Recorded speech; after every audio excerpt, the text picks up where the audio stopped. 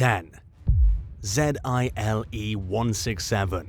The ZILE-167 is a Soviet off-road military vehicle that was designed and built during the early 1960s to withstand the challenging conditions in Siberia, the Ural Mountains, and the USSR's far eastern and northern regions. It had 6 wheels and was powered by not one, but 2 V8 engines. Both engines were located at the rear of the vehicle. To improve sliding in the snow, the bottom of the vehicle was protected with metal sheets. The vehicle was also capable of crossing water and controlling its tire pressure. It was equipped with air cleaning systems as well as a 4.5 kilowatt electric engine to pump water in case of any fires. It also had radio transmission capabilities. It was a model based on the 4-axle Army chassis ZIL-135L. There were plans for it to enter mass production, but due to its transmission being too complex, this never happened. 9.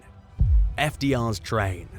Beneath the Grand Central Terminal, located in New York City, sits a 1930s-era train station that holds one simple track, named Track 61. Track 61 was rumored to be built during Franklin Delano Roosevelt's presidency so he could travel to and from New York City in peace and out of the public eye.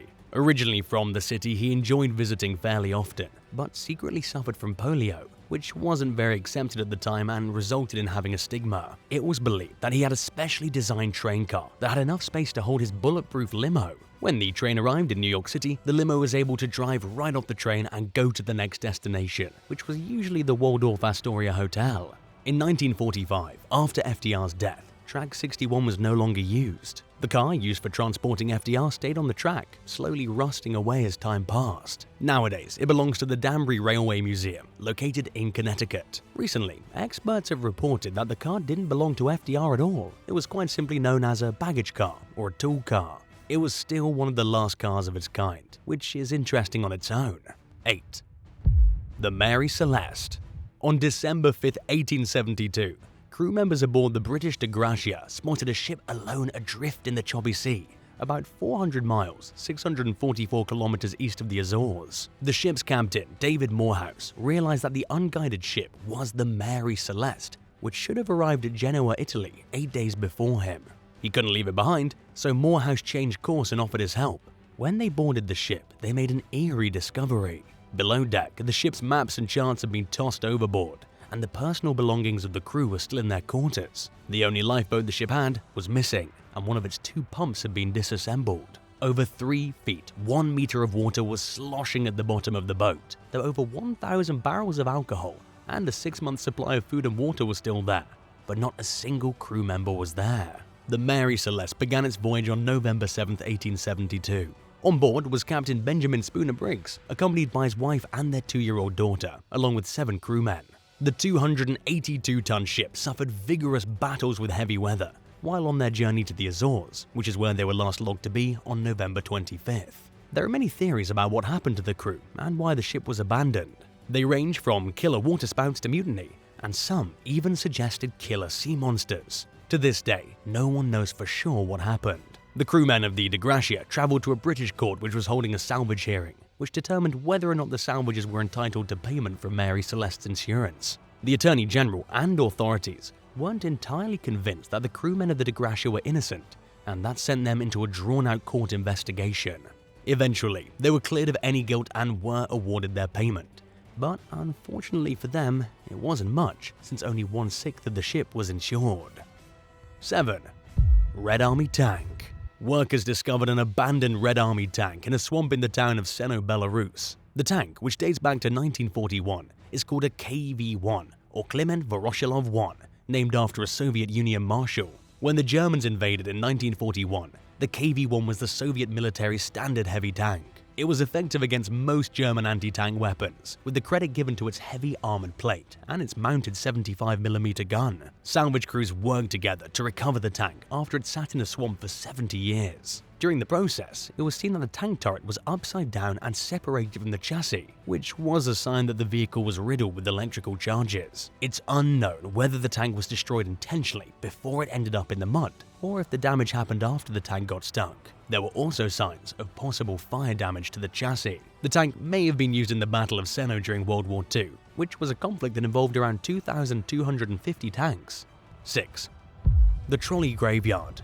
The Winterberg Trolley Graveyard is fittingly located at the dead end of 19th Street in Winber, Pennsylvania, and it's not actually abandoned. The train car cemetery rests behind lock gates on private property. Visitors can only legally tour the area with permission of the property owner. However, given the close proximity to the local high school and the sprawling nature of the property, it isn't surprising that people manage to sneak in. Graffiti covers many of the trolley cars. The official name for the trolley graveyard is the Vintage Electric Streetcar Company, and a lot of love and hard work has been put into it by its owner, Ed Medka.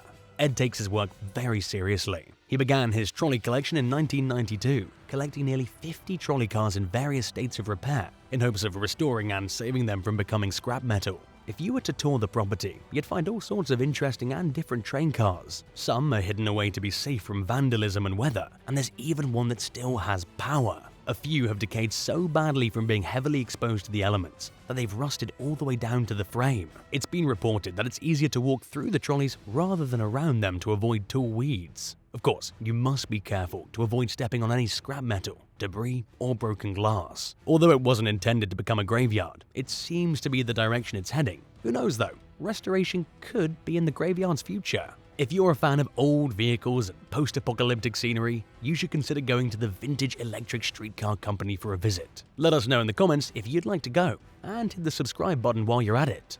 5. USS Bear. The USS Bear was one of the Coast Guard's most famous ships. It was a forerunner to modern icebreakers, with a long career in the Arctic and North Atlantic seas, and even served in Antarctica for a short period. Built in 1874, the USS Bear was meant to solely be a sealing vessel. Its military service began in 1884, when the US Navy purchased it and used it for an Arctic rescue mission. After that, the ship worked as a Coast Guard cutter for over 40 years along Alaska's 20,000-mile, 32,187-kilometer coastline, searching for seal poachers, illicit traders, and whalers in need of help. It was also used as a floating courthouse, delivered food to hungry civilians, and transported reindeer between Siberia and Alaska. Between 1939 to 1941, the USS Bear served in the US Antarctic Service Expedition, and in World War II, the ship patrolled the waters off Greenland, making it the oldest Navy ship to be deployed outside the continental US. It was one of the last ships with sails to be used in war. The ship was retired from service in 1948. Philadelphia businessman Alfred Johnston bought it in 1963 with plans to turn it into a floating restaurant, but the vessel ran aground and unfortunately sank 260 miles, 418 kilometers east of Boston, while it was on the way to its new home from California. The Coast Guard rediscovered the wreck in 2019, but only recently confirmed that it's the USS Bear. It's not known if there are further plans to explore it. 4. Orient Express Train.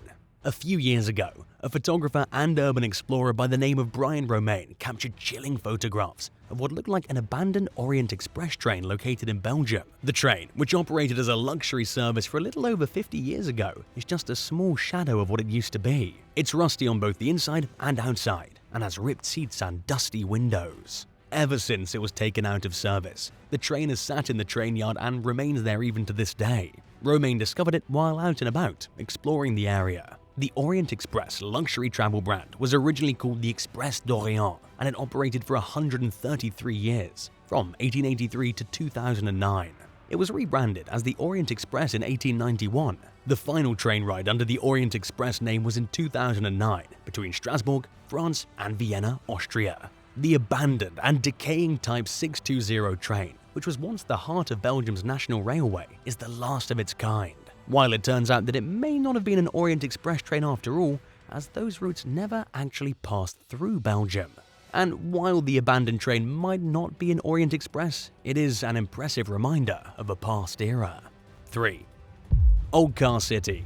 A 32-acre property located in White, Georgia, is home to one of the world's largest car junkyards. It's known as Old Car City and is filled with abandoned vintage cars covered in nature's overgrowth. The Lewis family has owned the site since 1931. It first consisted of a general store, and later on it became a used car parts dealership.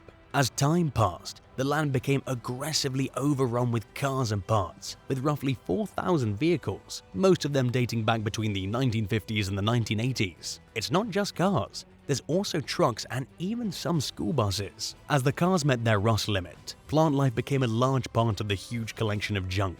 The vehicles have sat frozen in time for decades. One of the most popular displays at the site is the 2-ton flower pot, which is a 1939 Chevy with branches coming through its busted-out windshield from the inside. The original owner's son, Dean Lewis, saw a special opportunity with the car collection.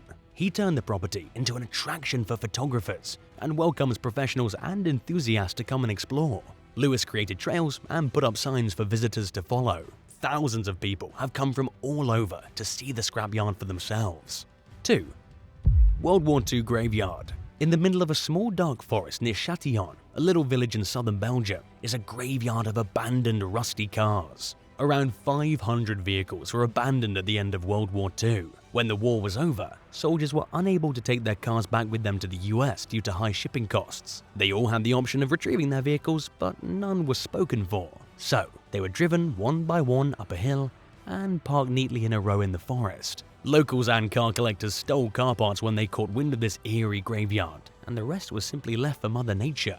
In the beginning, there were 4 graveyards in the area, but very little remains today. While the army story seems to be the most popular explanation, certain things don't make sense about it. For one, it seems pretty shocking that if the vehicles were indeed left behind by soldiers, not even one of them regretted or cared about leaving their vehicle behind or coming back to get it. And many locals like to point out that a lot of the cars were from after World War II and indicated that the site may have just been an average junkyard.